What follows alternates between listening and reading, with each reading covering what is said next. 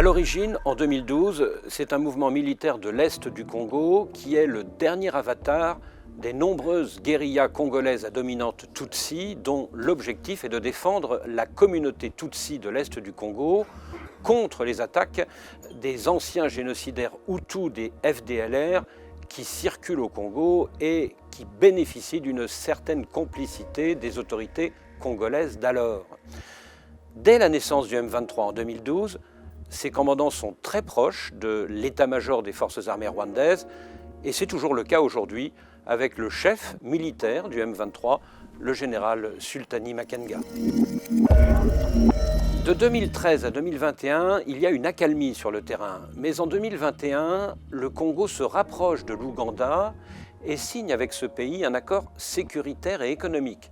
Pour le Rwanda, c'est alors un casus belli et le M23 repart en guerre. À la fin de l'année dernière, Paul Kagame fait savoir à Félix Tshisekedi qu'il veut bien calmer le jeu si le président congolais accepte de négocier directement avec le M23. Refus de Tshisekedi qui reste sur sa ligne, on ne discute pas avec des terroristes. Quelques jours après le retour au pouvoir de Donald Trump, le M23 attaque Goma en espérant sans doute une certaine tolérance de la part de l'Américain qui ne cache pas ses propres visées impérialistes. Officiellement, c'est pour neutraliser les anciens génocidaires Hutus des FDLR qui sévissent toujours dans l'est du Congo. Mais économiquement, cette région du Congo est très riche en or et en coltan, ce minerai stratégique pour les équipements électroniques, notamment dans la téléphonie, l'aéronautique et les missiles. Et puis politiquement, cette offensive sur Goma permet au Rwanda de projeter son influence à la fois contre le Congo et contre l'Ouganda, le voisin du Nord.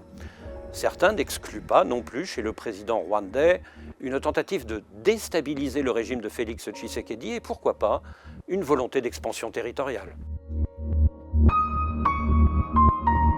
Alors sur le plan économique, la seule exploitation du coltan sur la mine de Rubaya au Nord Kivu génère pour le M23 un revenu de 800 000 $ par mois selon les experts de l'ONU.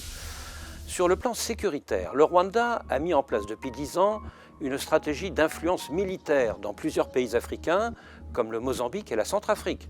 Une coopération sécuritaire avec le Bénin est aussi à l'ordre du jour. Mais en attaquant une ville de 2 millions d'habitants, comme Goma, le M23 et son allié rwandais lancent un véritable défi à la communauté internationale. D'abord un défi humanitaire, on est au bord de la catastrophe. Et ensuite, un défi politique. Le Rwanda est puissant, mais il a un talon d'Achille. Il est très dépendant de l'aide internationale.